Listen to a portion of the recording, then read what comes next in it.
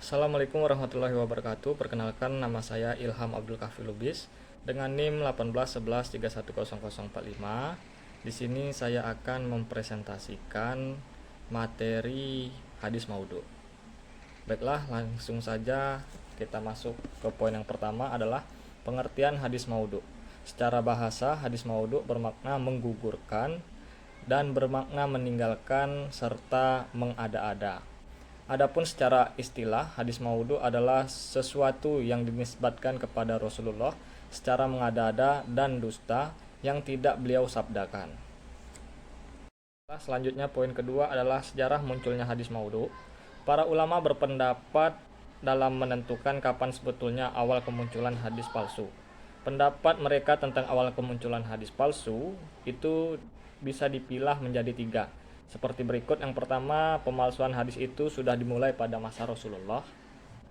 Dan pemalsuan hadis juga muncul sejak masa pemerintahan Utsman bin Affan.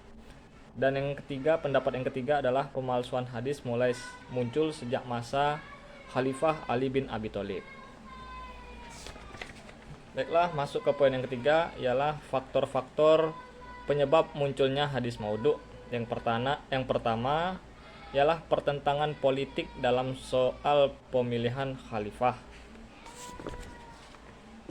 Yang kedua, adanya kesenjangan dari pihak lain untuk merusak ajaran Islam. Yang ketiga adalah mempertahankan mazhab dalam masalah fikih dan masalah kalam. Yang keempat, membangkitkan gairah beribadah untuk mendekatkan diri kepada Allah. Yang kelima, menjilat para penguasa untuk mencari kedudukan atau hadiah. Dan yang terakhir adalah mencari popularitas. Masuk ke poin yang keempat adalah ciri-ciri hadis maudhu. Yang pertama, terdapat pada sanadnya.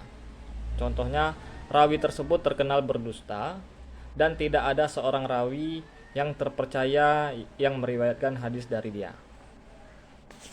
Yang kedua, ciri-cirinya yang terdapat pada matan. Salah satunya merusak maknanya. Contohnya, sesungguhnya Bahtera Nuh bertawaf 7 kali keliling Ka'bah dan bersembahyang di makam Ibrahim 2 rakaat.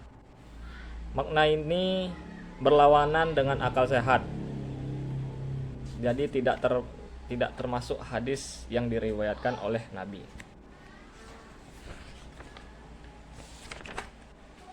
Baiklah, selanjutnya masuk ke poin yang kelima, hukum membuat dan meriwayatkan hadis maudhu.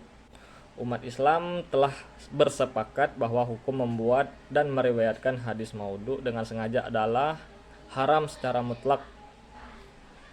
Masuk ke poin yang ke-6, kitab-kitab yang memuat hadis maudhu. Salah satunya Al-Maudhu Al-Kubra karya Ibnu Al-Jauzi.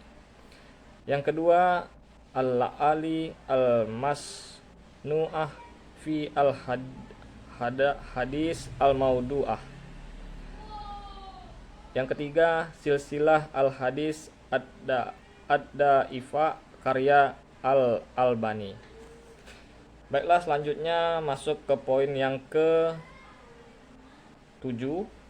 cara mengetahui hadis maudhu.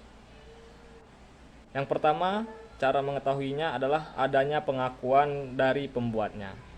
Yang kedua adalah maknanya rusak dalam arti bertentangan dengan Al-Quran, hadis mutawatir, dan hadis sahih. Yang ketiga, matanya menyebutkan janji yang besar untuk perbuatan kecil. Dan yang keempat, rawinya adalah pendusta. Baiklah, itu tadi presentasi atau menjelaskan sedikit materi tentang hadis maudhu. Baiklah, saya tutup. Wabillahi taufiq wal hidayah. Assalamualaikum warahmatullahi wabarakatuh.